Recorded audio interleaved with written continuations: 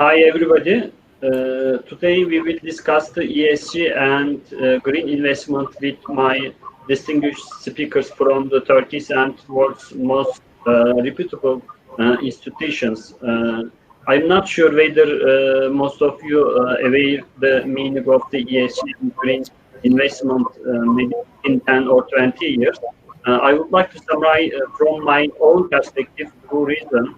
Firstly, we have to take care of our planet because we have only one. So far, there is no other place to live human, maybe in case of some disasters or other problems. Secondly, green investment or ESG is a big opportunity for stakeholders. Stakeholders means investors, lenders, and also employees. Therefore, within 10 years, there are many important developments or aspects or approach from the different institutions, companies, or public institutions in Turkey, in the world actually. Today, I will introduce to my speakers. Firstly, Ayşe Hanım from the TSKB Bank. As far as I remember, TSKB is maybe the first or one of the most important banks in Turkey investing green energy. I know some of clients closely working with TSKB. Ayşe, could you give information about the TSKBs or your current practice and policies regarding ESG and also green investment? Thank you so much. I would like to thank you for inviting us in this very important panel with distinguished panelists. Let me briefly touch upon TSKB's sustainable finance activities and targets. As TSKB, we are the first and only private development and investment bank who has been supporting country's sustainable growth since our establishment. Our long-lasting relationship with leading DFIs and FIs has always been a very important anchor in this mission to be a leading institution in sustainability and ESG practices in Turkey. Currently, when we look at our funding structure, almost 80% of our total long-term funding is aligned with ESG topics. And we continuously work to develop new themes, new products in line with the global developments and Turkey's needs. Actually, to diversify our funding structure with debt capital market products, we published Turkey's first green and sustainable bond framework with second party opinion in 2016. Right after that, we issued our first green and sustainable Eurobond. It was a first in Turkey and also within the CEMEA region. And after that, we issued the globally first subordinated sustainable Eurobond in 2017. The interest from green and sustainable focused investors was quite remarkable in that day. Our green and sustainable bond attracted almost 14 times demand. Last year, we have revised our framework to address new themes, including youth employment, inclusiveness, and COVID-19 have been the key topics added to our framework. It was also considered ICMA principles and best practices. In the first days of this year, we issued our third sustainable bond backed by this revised framework.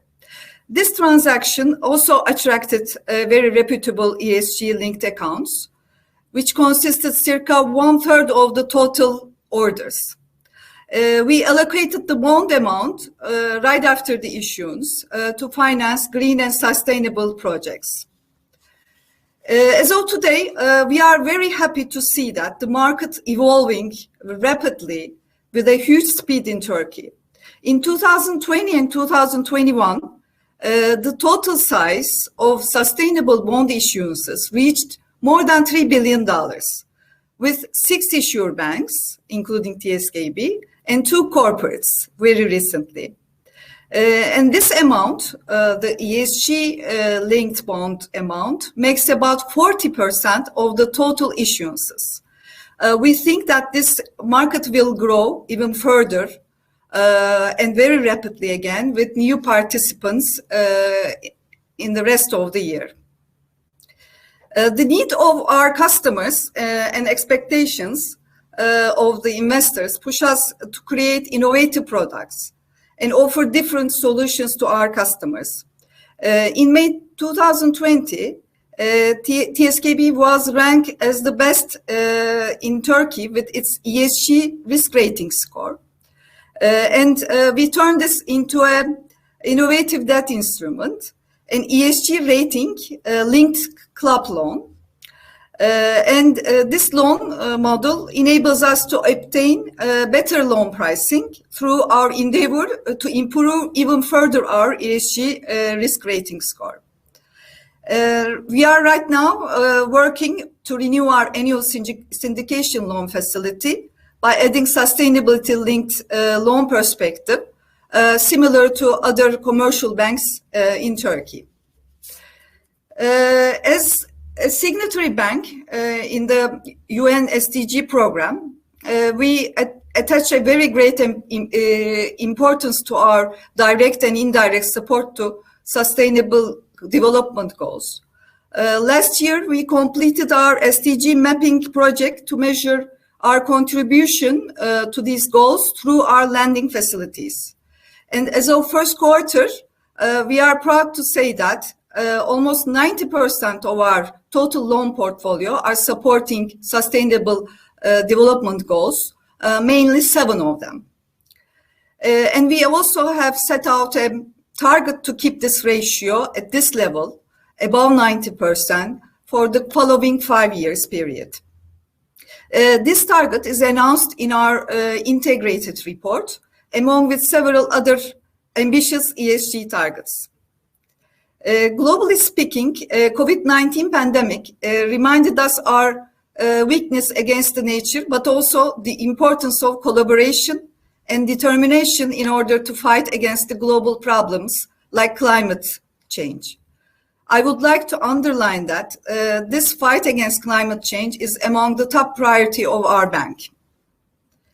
With this increasing importance and vulnerability, last year we have established a climate risk working group within the bank, and this working group represented our bank in the phase 2 banking pilot program of UNEP-FI TCFD group, in which TSKB was the only participant from Turkey. In April this year, we published our combating and adapting to climate change policy and issued our first climate risk report, which is prepared in line with the TCFD recommendations. With these developments, we determined our roadmap and future targets and committed to integrate climate risk to loan evaluation and monitoring processes. As all of the participants, we also believe that EU's Green Deal and sustainable finance taxonomy are good anchors to promote Turkish economy by means of international trade and finance. For this reason, we encourage our local business partners to better comprehend the rising importance of the ESG world, including the EU perspective, and develop innovative projects with us. COVID-19, which suddenly entered our lives, has definitely accelerated the green transformation for both companies and countries.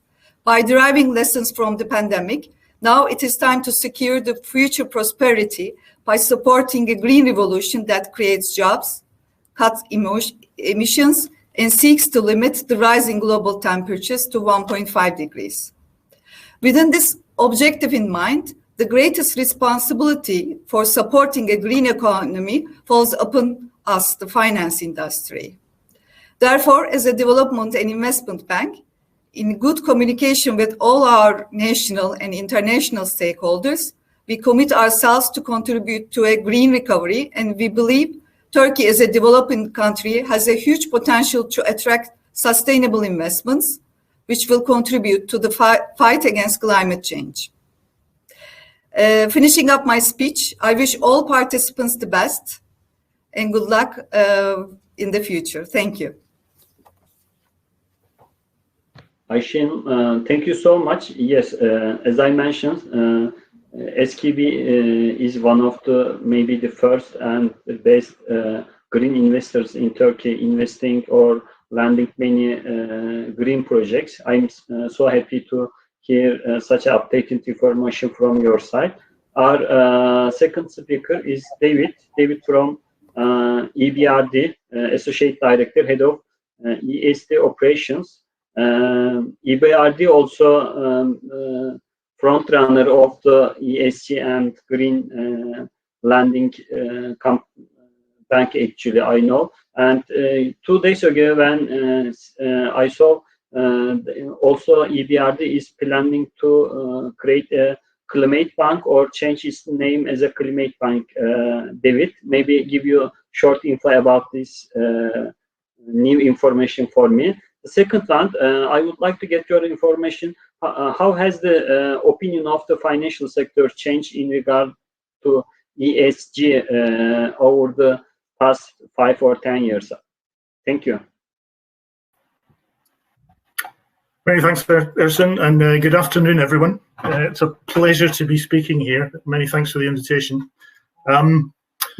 Yeah, for those of you that are not aware of what the European Bank for Reconstruction and Development is, we're one of these very strange beasts. We are a multilateral development bank. So whereas we have a commercial basis, we actually have a public ownership. The institution is only 30 years old, but to be frank, for the first 15 years of that, for the first half of our life, we were really just focused on Eastern Europe and Central Asia. It's really only the last period that we've expanded into other countries, and to the extent that now Turkey is actually, I think, the largest investee destination that we have, and that's working with corporates and also with partners in the FI world, such as TSKB and many other Turkish institutions. The bank has always had sustainability at its core. The actual founding agreement, which set the bank up in 1991, required that everything we do is carried out through the lens of sustainability. I think it's a reasonable question to ask, well, what does that actually mean? I think the one thing for sure is that it means something different now to what it did in 1991. And the sustainability world really is seeing almost geometric growth over the last few years. We as an institution are not primarily judged in terms of profit and loss, although that obviously comes into it. We're judged more in what we call transition, and that originally was the transition from a command economy to a market economy, as we were working in countries such as Russia, Czech Republic, Romania, Kazakhstan, that had come out of one form of government and moved into a market economy, and we were looking to transition there. But that definition of transition doesn't really apply now, neither in those original countries, but also not in these new countries that we're working in. Transition now means a number of different things to us, and one of the key factors, and Ersin, this is the point we're talking about, the EBRD being a climate bank, we adopt this concept of green economic transition. So we work with the member states of the bank and also with our clients, both in the public and private sector, to transition to a lower carbon economy. And that has been one of our main focuses over the last 5 to 6 years. We started off looking at the low-hanging fruit, so we were looking at issues such as investment into energy efficiency technology. We then moved into not just CO2 emission reduction, but also looking at the kind of climate change adaptation. And in its latest edition that we just put out earlier this year, we've broadened that further to look at not just the pure carbon issues, but also wider sustainability issues. And that definition, it comes not just from initiatives that we have ourselves, but also with sister institutions, sister multilateral development bank institutions, such as World Bank, Asian Development Bank, but also pressure from our shareholders. And the public and our member states are definitely driving us towards this sustainability agenda, and that's requiring us to innovate, requiring to think about what we do in a different way. And ESG is a core part of that. The bank itself, we're looking at a target that 50% of all the investments that we make year on year are going to be targeted at this green economic transition. So in terms of being a climate bank, half of what we do has to do that. And we've also just produced, and this is baby steps, we've also just produced our own internal way of looking at the Paris alignment issues. So in looking at each individual investment we have and trying to come to a conclusion about how that looks at in terms of Paris alignment. So that kind of summarizes what we're doing internally as an institution. But what do we see ESG being in terms of playing a role as part of our clients? As I said, going back to the beginning, when the bank was first founded, this idea that everything we had to do was sustainable. To drive that and to meet that objective, we produce what we call our environmental and social policy. Now, for those of you that are used to policies in the commercial world, viewing our policy would be a bit of a shock. It's 97 pages long. There's not really so much of a policy, more as a workbook. And in that, we define what we see as the standards that we require of our clients and our investments, and what they must do around environmental and social and occupational health and safety and community relation issues. We try to be as clear as possible as we can be in this policy, bearing in mind that this policy must apply to every single investment that we make, which is a challenge when you think that our investments range from billion-dollar scale investments into copper mines in Mongolia, all the way down to tens of thousands of euros worth of investment into a small shop in Cairo where there's a couple of chaps who make 8 hats a week.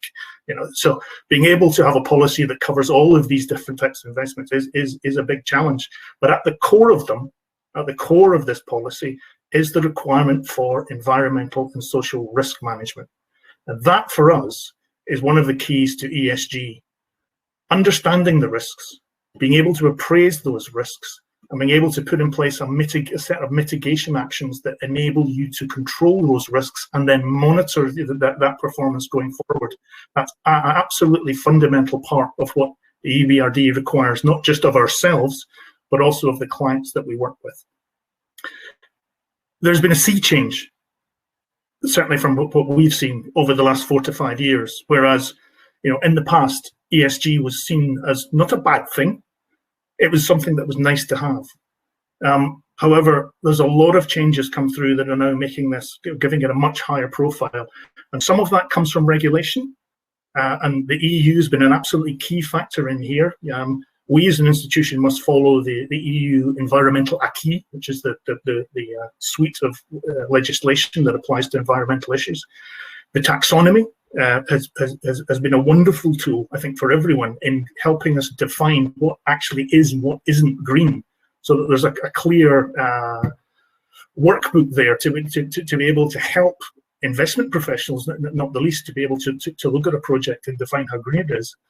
And then also additional regulation coming in terms of reporting, thinking of things like the SFDR, which, okay, in the past you had TCFD and TNFD, which were almost kind of voluntary principles. Well, here we have an EU directive on what companies should be reporting in the public domain, not just to their investors, but also to the general public.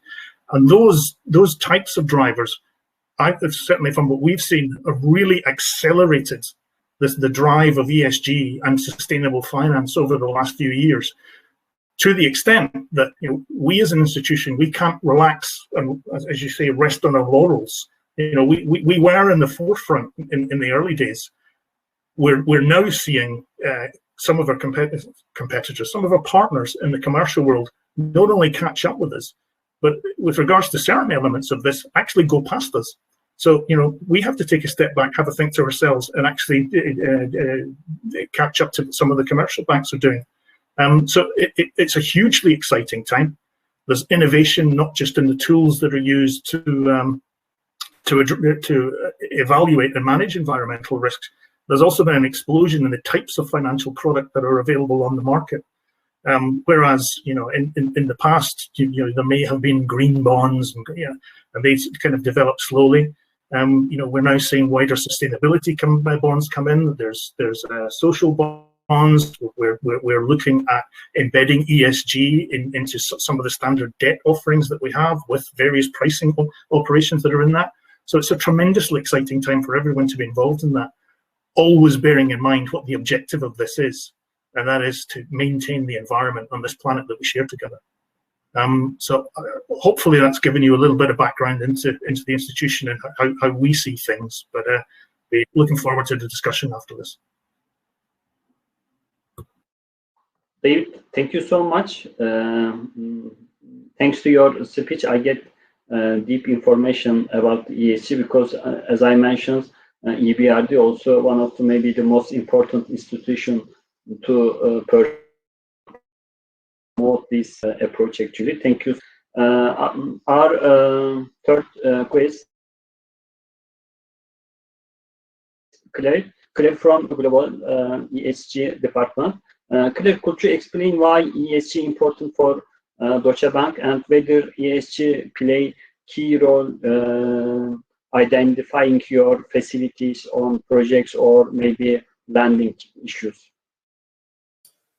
Sure. Hi, everyone, and thank you for having me. So, I think I echo what what David and Aisha just mentioned. ESG is really, especially over the last 12 months, become very much mainstream, whereas it was an area of focus probably more from the development banks in the past. It's very much front and center now, maybe a little bit more so from the European banks, but I think, across the board, global banks are catching up very, very quickly.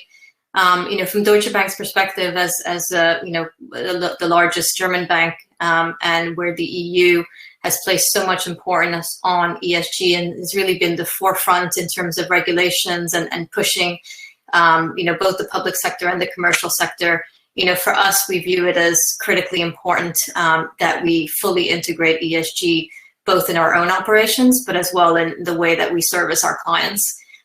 So, what that practically means is really engaging our clients in everything from, supply chains and, what they require in terms of greenifying their supply chains. And that's obviously very important when we look at what they need to report in terms of their Scope 3 emissions.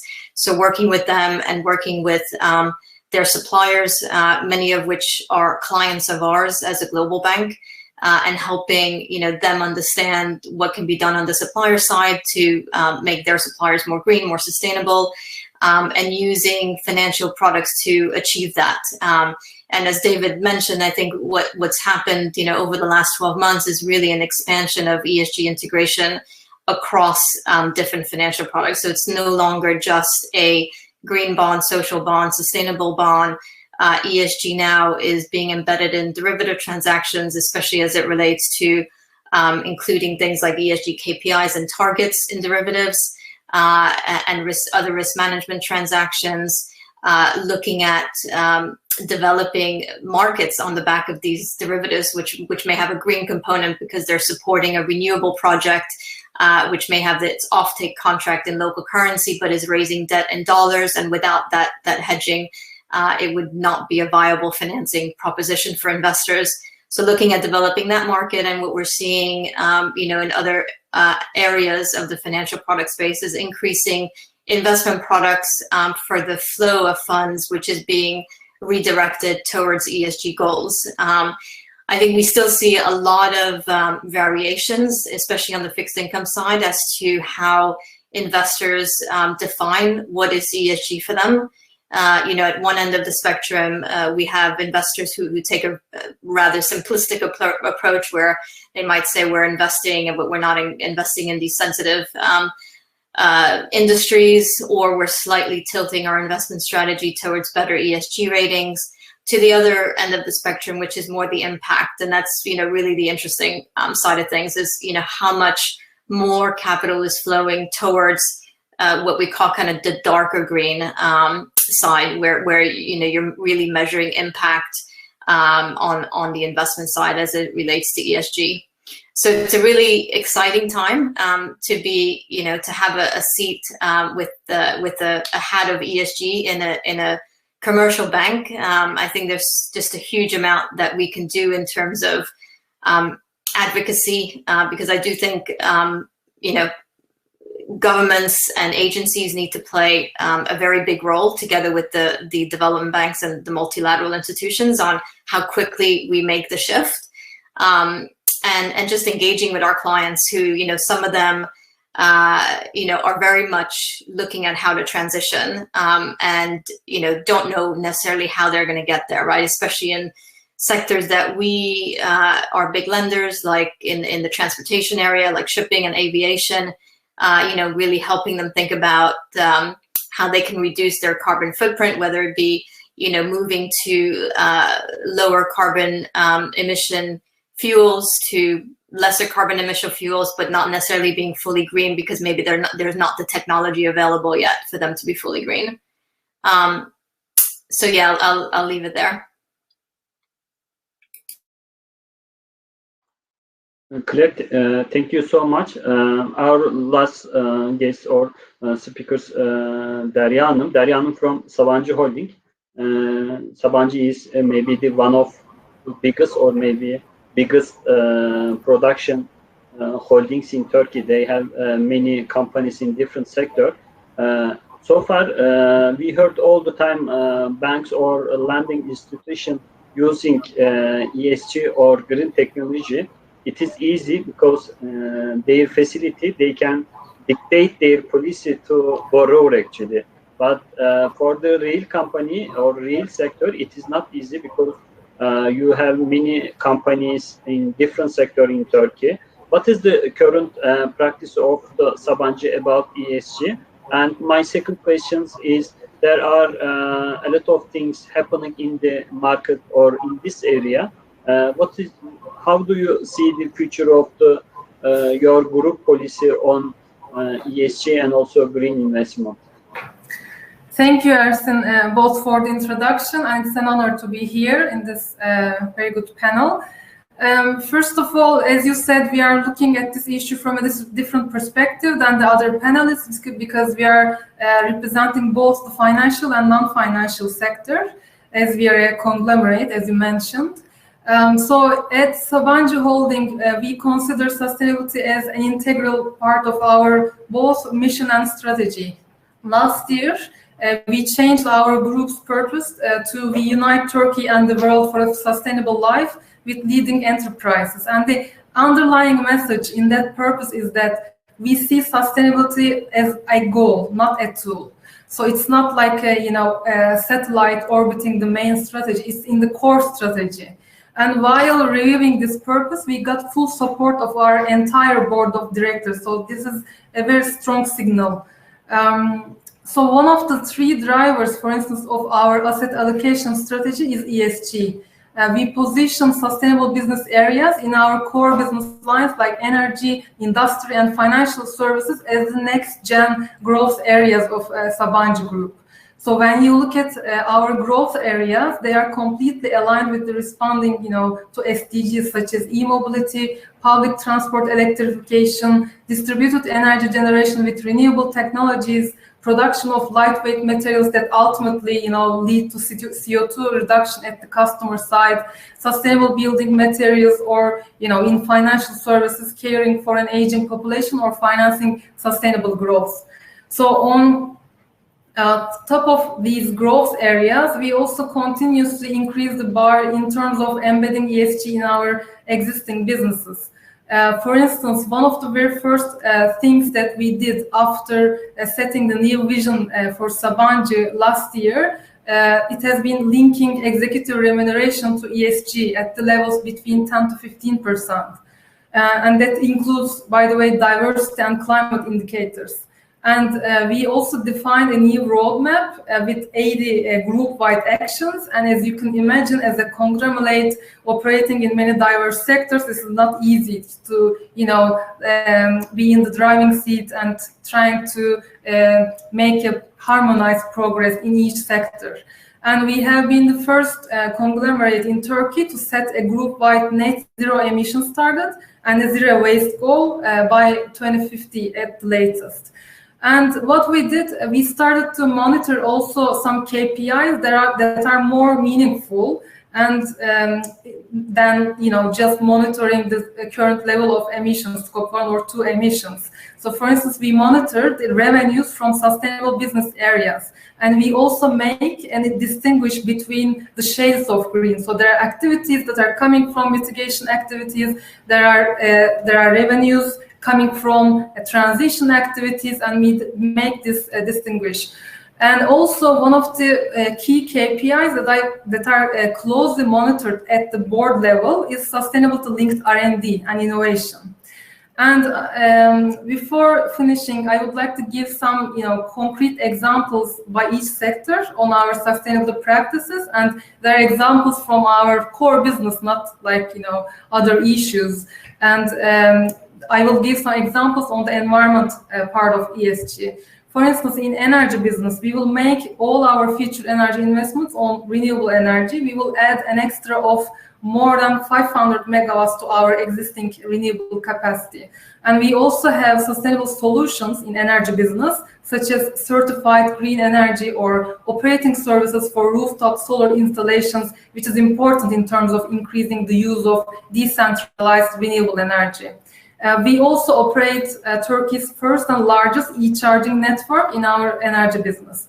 So when it comes to industrials, we attach great importance to material technologies. We focus on areas such as advanced materials, lightweight materials, and reinforcements or building materials. For instance, both Corsa and Brisa are working on reducing the rolling resistance of tires, which ultimately reduces the fuel consumption. Corsa produces composite materials which lighten vehicles and last long and are widely used in electric vehicles.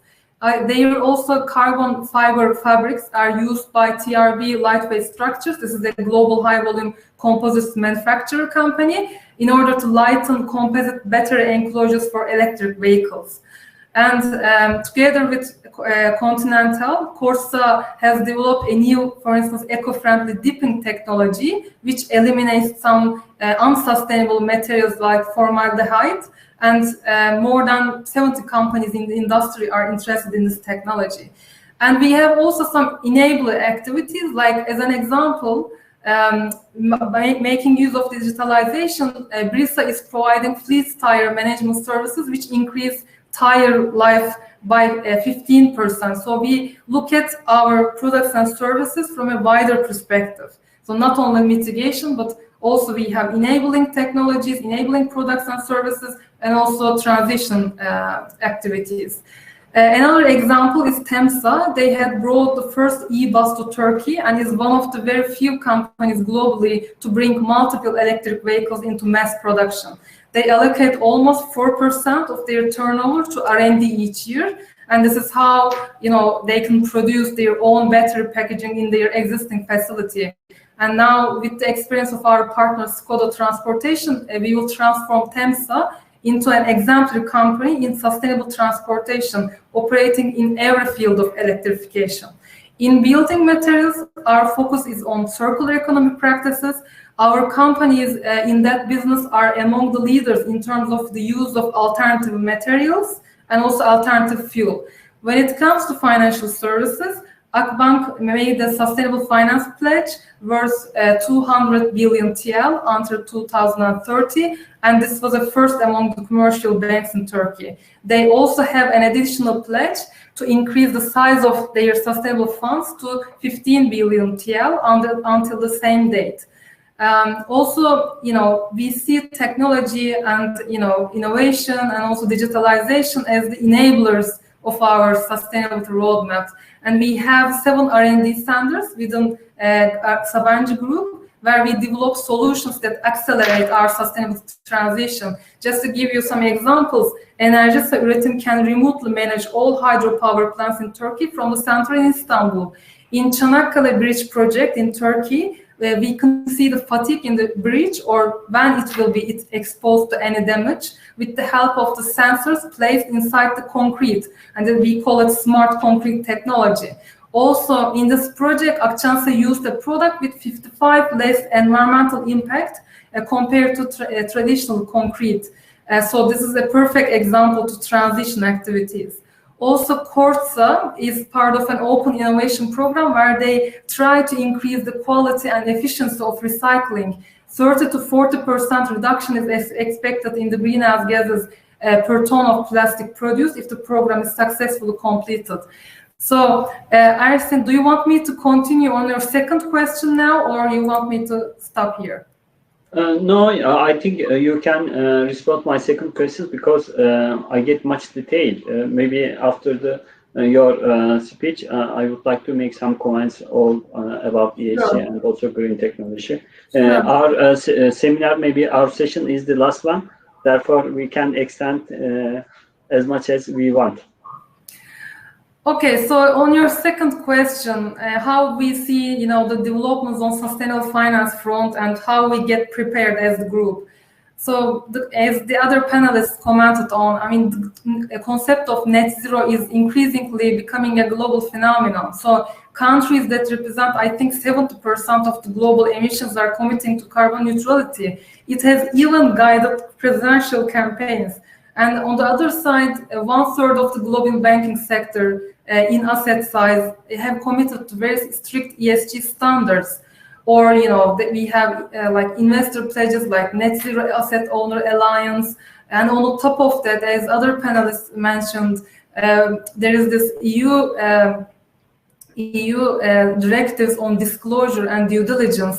SFDR is one of them, but we have also others, which is impacting both the financial and non-financial sector.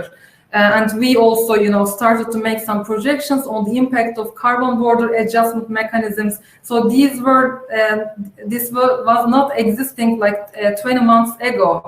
And things are changing so fast. And we are, as a conglomerate operating in 14 countries from Indonesia to US, we are well aware that it is impossible to survive if we don't join this race. And that's why we have been the first conglomerate in Turkey to make a pledge on net zero emissions. But I think one of the key barriers in front of sustainable finance becoming more common is the availability of data and lack of standardization. That's why in Sabancı Group, for instance, we started to look at our business from a different angle, as I mentioned. We tracked the amount of sustainable revenue and split it into 3 categories in line with EU taxonomy. And the amount of ESG disclosure that we make, both qualitative and quantitative, will increase more than 100% by the end of this year. We also started to focus on our ESG ratings. For instance, just an example, in MSCI, our ESG score was upgraded by 2 notches in less than a year. And we have also a sustainability leadership committee at the holding, at the group president level. And, the members of this committee are also at the boards of our subsidiaries. And they closely monitor the global developments on ESG on all aspects. And our CFO, I think CFOs also play a very important role. The importance of CFOs increased in the last, I think, 2 years. And our CFO is also part of WBCSD CFO network, and he's actively involved in many works related to ESG. And also, on top of that, we also test new sustainable finance vehicles to stay up to date in terms of sustainable finance. For instance, Enerjisa Üretim has signed Turkey's largest ever sustainability-linked loan with 7 banks last year. They had 2 KPIs, one related to renewable energy, the second one related to diversity, and they had also provisions on like risk management, ESG risk management.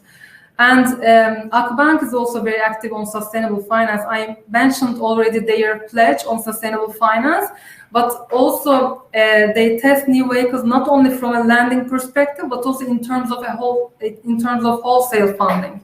They recently became the first deposit bank in Turkey to issue a sustainable Tier 2 worth $500 million US. And in April this year, they signed a sustainability-linked syndication loan. In August 2020, they issued a green bond of $50 million US. To sum up, in order to get prepared as the group, we are testing sustainable finance vehicles in both our financial and non-financial businesses, and we are increasing the quality of data and the level of ESG disclosure across our all businesses. Ersin, over to you. Thank you. Thank you, Derya Hanım, for the information. I think ESG will be important, as David mentions. The growth is geometric and it's crazy. We have to take care of this ESG because firstly, we have a moral responsibility to our children, maybe the future generations. Actually, this is the moral side. The second one, I also investing some companies in UK, US, or EU. All of them is ESG, which means wine, sign, battery, electrical vehicles, some other mining companies maybe. I think there is a good opportunity, and we are at the moment turning the corner. If the all participants, lenders, borrowers, production facilities look this opportunity, I think it will create some big money, maybe the opportunity for their people actually. Therefore, I think this session is important. And in Turkey, maybe I'm at the moment joining the conference from London. Maybe EU, UK, US is in front of the Turkey regarding to some other section. But for the energy side, I know Turkey is investing in many projects, but for the production facility, I'm happy to Derya Hanım such a detail because I have office in Turkey, different cities, and as far as I know, most of the Turkish industry is not ready for such a maybe growth or maybe change actually. Hopefully soon they will prepare because maybe soon there will be more standard quality or standard check point for all the companies, all the sectors, and which means it will make our work better. Thank you for time and information. If you would like to add something, I'm happy to give you. I checked the screen and there is no questions. Maybe after our sessions, there will be networking sessions, and in that time, followers can ask questions to you.